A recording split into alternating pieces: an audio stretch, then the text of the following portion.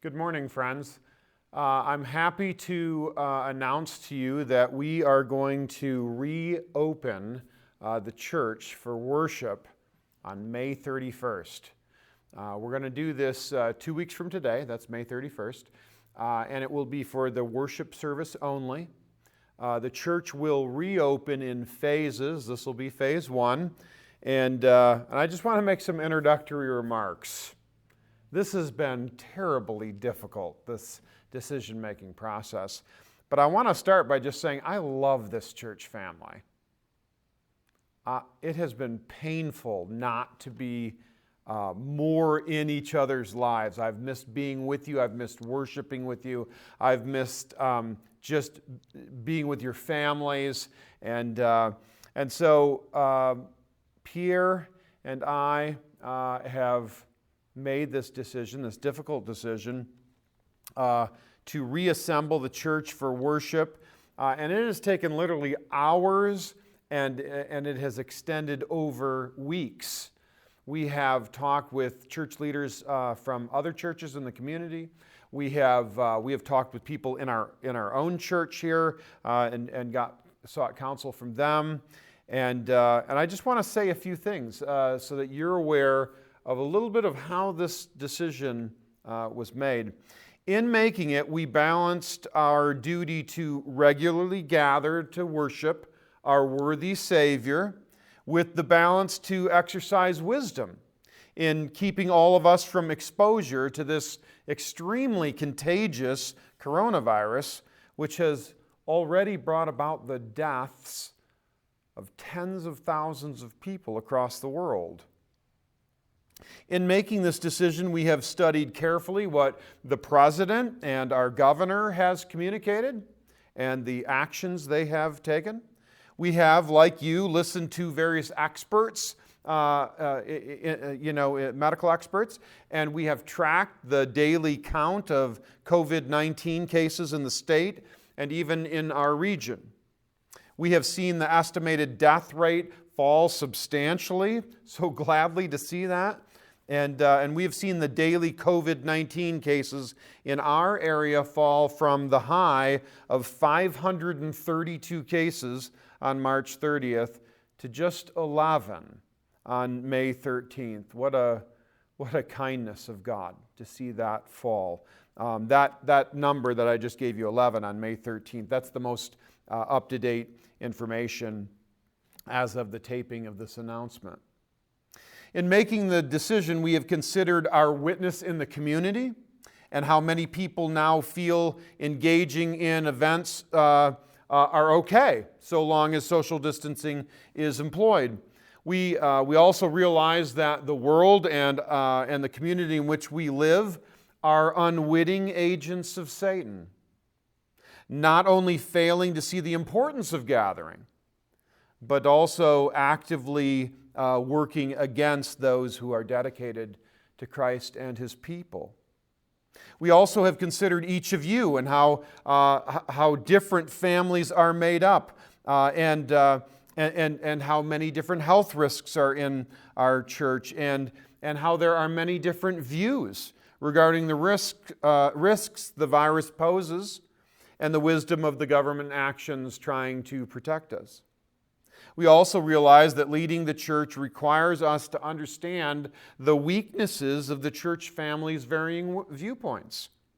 On the one hand, for instance, some among us are inclined to see this through the lens of political motives and conspiracies alone. And viewing the coronavirus and whether or not to open up our church through this lens alone can work against making decisions that show a love of neighbor. On the other hand, some among us are inclined to see this simply through the lens of really fear and worry.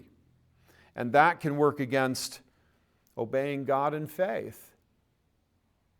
There are also a lot of misunderstandings, that people are unaware of or have been hearing bad information. For example, Governor Whitmer's shelter-in-place orders, with respect to those, there's been the original one and then several extensions.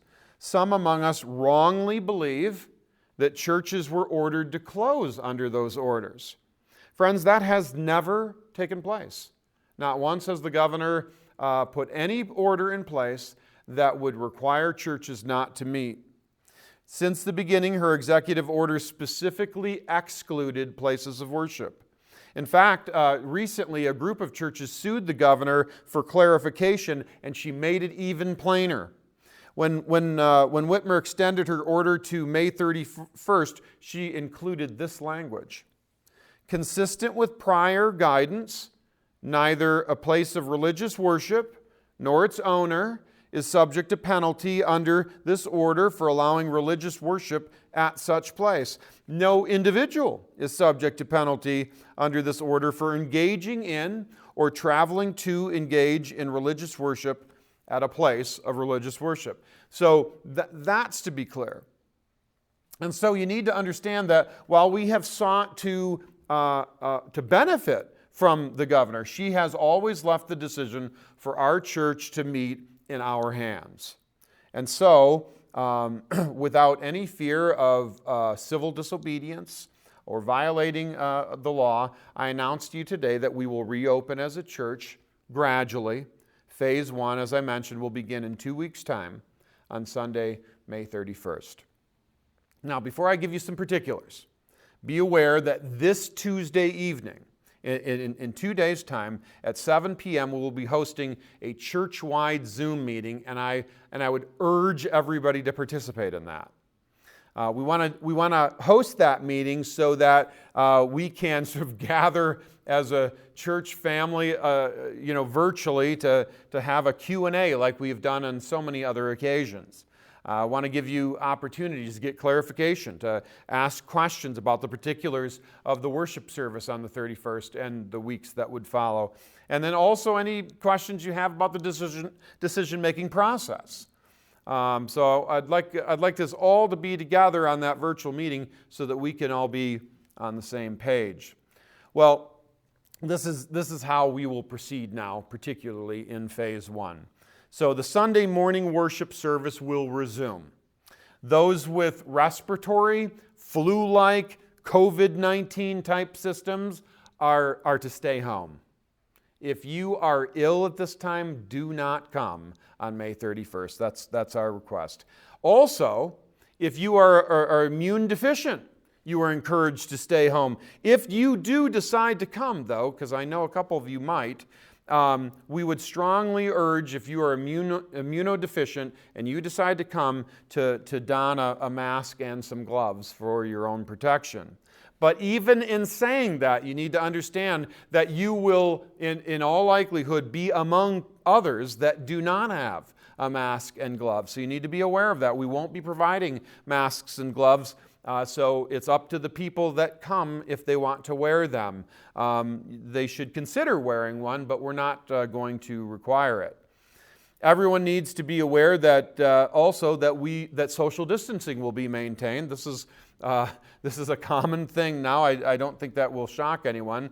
So everyone is urged to maintain a 6-foot minimum distance between themselves and people that are not in their own family. While obviously refraining from shaking hands and embracing. And believe me, that's a difficult thing for me to say because I love to do those very things. We will be continuing posting videos of the service for those who do remain home, though they will be played on Sunday evenings. Dan will give you some more details on that very soon in an email. Those participating in the worship leadership, you will see they will be maintaining some distancing strategies as well. And then in place of passing the offering plate, we will be employing offering boxes.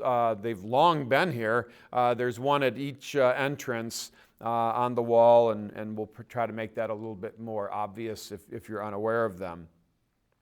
There are other ministries that will continue, but on a limited basis. Youth group will resume their online meetings. There is a possibility that there might be an in-person outside meeting. Time will tell on that. And the same, I might say, for community groups and individual discipleship and prayer groups, they can continue to resume online while considering perhaps an in-person meeting outside, weather permitting, so that social distancing could be maintained. Some other restrictions, I mentioned that we're only gathering for the worship service, so there will be no time ahead of time for coffee or breakfast snacks and things like that. In fact, the multi-purpose room and kitchen will be closed. There will be no Sunday school in phase one of any kind, either for adults or children. There will be no nursery provided during the worship service, though a space will be offered parents to one at a time use for diaper changing and the like. There will be no ULBC Kids Junior Church, youth group activities other than the online youth group teaching that I mentioned. There will be no church-wide social gatherings like picnics, boy, I can't speak, or conferences, or Vacation Bible School. Vacation Bible School, there's a chance we might do something online there. There's some folks that are speaking about that now. We will continue to refrain from participating in the ordinances, baptism, and the Lord's Supper during phase one. And then finally, only the sanctuary bathrooms and the prayer rooms will be open during worship service. So the other parts of the building will be shut off. So there won't be anyone using the multi-purpose room and the kitchen and the gym and the office end of the building and things like that. Signs will be posted to help remind you of those things. There's also a requirement that parents will keep their children with them at all times. So those things are to be remembered.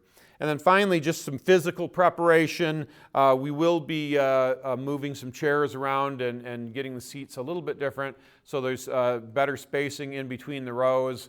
The back overflow section will have less chairs.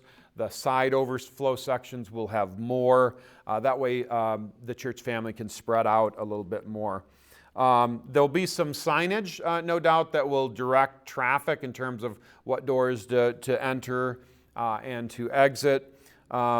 Weather permitting, we may have some doors propped open and some windows open. That would be nice if we could do that. As far as cleaning, the deacons are organizing a volunteer crew to clean down all the surfaces in the sanctuary before the service and also afterwards. And then the final thing is that all communications, that is like prayer sheets and announcements and things like that, those will all be distributed online. There will be no bulletins or sermon outlines handed out when you come to worship. Okay, so I'm in the home stretch here. Thanks for being patient. 3 more bullets. So we are not sure how long phase one will last. We'll let you know how many phases there will be and what the particulars of those phases are as we learn more over time. And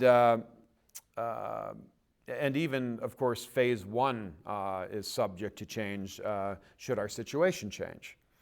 Please be sure to come to the Zoom meeting on Tuesday night at 7 p.m. And as always, if you have any questions you'd rather ask Pierre or myself directly, you can call me or shoot me an email, and we'll be happy to talk over the phone or respond to your email. And then finally, continue to pray for unity among us. This is exactly the kind of time where Satan would love to drive a wedge in between us. This is particularly the kind of leadership decision where everyone's not going to be happy. There's going to be differences of opinion as to whether or not we should have opened this early, or whether we should have opened earlier, or whether or not we should have put any of these restrictions in place, or whether or not we should have put more restrictions in place, and these sorts of things. By all means, don't gossip. Don't slander. Don't let a bitter root get deep inside you, but rather communicate. Reach out to me. I'd love to talk to you about this. By all means, pray. Pray that the Lord would help us maintain the peace that is among us, so that we might worship Him well and grow as a church family. When we submit to each other, when we disagree, when we submit to each other out of love for God, we bring Him glory. So let us do that. I look forward to gathering with you in person on May 31st. God bless you.